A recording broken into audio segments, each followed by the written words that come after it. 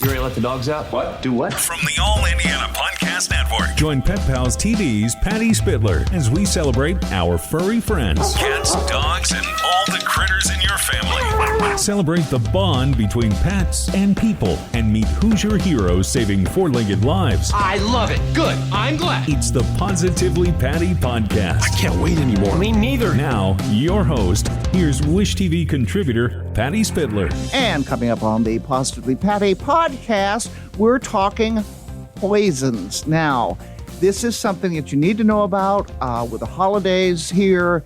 You want to make sure that your animal, your pet, does not get into something that may hurt them. As we always say, better safe than sorry. So Steve Sweitzer is going to join us, and we'll have information that you need to know. Holiday pet poisons. No. Coming up on the Positively Patty podcast.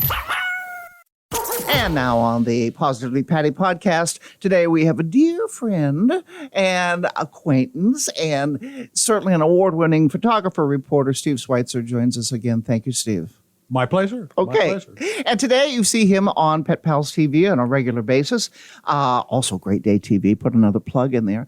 But on Pet Pals TV, we're going to talk today about the holidays and pets and something that's very important, poisons. The one thing I know I contribute is that I know antifreeze is bad. Do not let your pets drink antifreeze. Apparently, it tastes sweet to them. You take it from there. Steve Sweitzer. Well, another misconception that people have, and I learned this from the Pet Poison Helpline, is poinsettias. We've all heard that poinsettias are a real problem, and actually the Pet Poison Helpline says that they're not really as bad as something like yew branches, which is a kind of evergreen. And lilies. Lilies. Lilies are bad, especially for cats. Exactly. Yep, I did hear that. Very dangerous for cats. But one of the things that I was surprised in doing this story that I didn't know, I thought, well, if you have a couple things. If you have a problem, you just take your dog to the vet. To the vet. It's the pet. Yeah. You take it to the vet. Right. But as they pointed out there, first of all, vets are given, in school, they get a broad overview of pet poisoning, but they don't know about many of the specifics poisons. Yeah. And that's where the helpline comes in. Okay. And the other thing that they pointed out is not all poisoning problems need to go to the vet. Huh. And they cost, a call costs $65. But they may save you a trip to the vet by saying, based on your dog's weight or your cat's weight and how much they ingested, maybe it's not a big problem and, just watch them and be fine. And then the other thing is the internet. People get a lot of bad advice.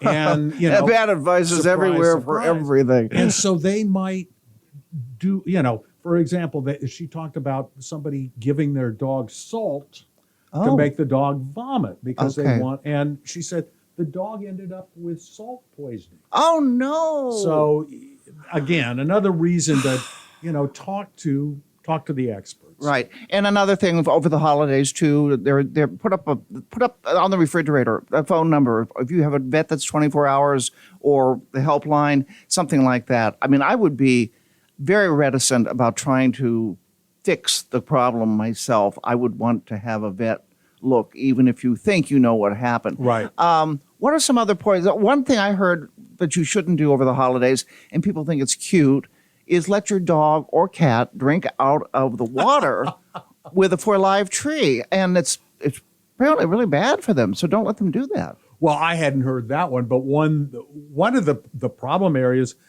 purses and backpacks. Especially dogs with their nose, they get into, you throw a pack down on the floor and the dog gets into it, and things like nicotine patches, there are all kinds of things in a purse or a backpack that a little critter shouldn't get into. Yeah. And they get a lot of problems with that over the holidays. And then, of course, their noses. They can smell things in packages. We've all heard chocolate, give chocolate to dogs. Well, they like chocolate. So if they can, they'll smell it out. Oh, and they smell so much more than we do, like 500 times more, depending on the breed. Also, I heard hand warmers are bad if they chew on those. Well, this particular story, there is iron in the hand warmer. Didn't know that. Well, it's a chemical reaction with the iron that makes it heat up. Okay. And if they ingest that, it can be fatal depending on their size and how much they ingested. So yeah, it's definitely something to be on the alert for. We don't get cold enough here to need hand warmers very often, but the story that I have on Pet Pals is about a dog in Alaska, and it does get cold there. Yeah. Wow. Okay. Well, again, we always say better safe than sorry. Another problem is a pet can't tell you. You can see that maybe he or she is sick or vomiting or diarrhea or something, but they can't tell you what they ingested. So, again, I'd put that vet number right up on the refrigerator so that you can be okay and everything will be good. We've talked about this before, and this is sort of goes along with the holidays. No bones. Cooked bones are very bad for dogs, especially. A raw bone is apparently much safer. And no skin, because it's got salt and sugar on it and things like that. No onions. Spices are very bad for them, as you mentioned, salt. It's just, they need to eat. We all need to eat better, plainer, simpler, and make sure that they're not getting into something that, don't give them something just because you want to give them a treat. That can be harmful. And another thing you said, make sure you've got that number because you need to act quickly. You don't want, if your pet ingests something at night and the vet doesn't open until the morning, you shouldn't wait for that vet to open. That's where this phone number helps, because in the case, this little dog survived, but the reason it survived was they got him in so quickly. And they did go to an emergency 24-hour pet service. So you don't want to wait on something like this. That's true. Also, with people coming in, maybe family and friends, they may bring something in the house that you don't know what's in their purse, or you don't, or they want to give the dog a bone under the table. Please advise them to don't feed the animal, and don't leave things around that might be bad for the animal as well. So it's kind of a scary time. So, and I'm looking at, tell me about your dog, and then we'll let you go. Ghost is doing fine, and we're having a good time. After this, we're going to go chase balls. Ooh, that sounds like fun. Huh? That's the highlight of his day. He lives for that. He's ready to go now. He's ready. You're talking to him. Yeah. Ghost is a white German Shepherd from a responsible breeder, and you've had white Shepherds, so this. I understand that completely. You know the breed and what their characteristics are, and after characteristics was a big thing. He hasn't met anybody he doesn't like. And that's not always the case with German Shepherds. So that was something we were looking for, and he might kiss you to death, but unless you look strange, he's pretty friendly. Oh, he's wonderful. Except now you realize Ghost has been all over me. Not only do I have white, I always wear black pants, black top with something else on top. So I've got to get all this white fur off. And then I'm going to be sniffed to death when I go home. When you get home, sure. Because Mabel and Stewie are going to go, where have you been? Who have you been with? At least I'll tell them, at least it wasn't a cat. Okay? Yes. Steve Sweitzer, the helpline, do you know where people can go to get that helpline? Well, just look online, Pet Poison Helpline. Pet Poison Helpline. And it'll come up. And they have a lot of good advice on there about things to avoid during the holidays. Good. And they also list all kinds of poisons and what kind of problems you might find, so you can find out some information, general information, if you think your pet has gotten into something and you know specifically what they got into. Okay.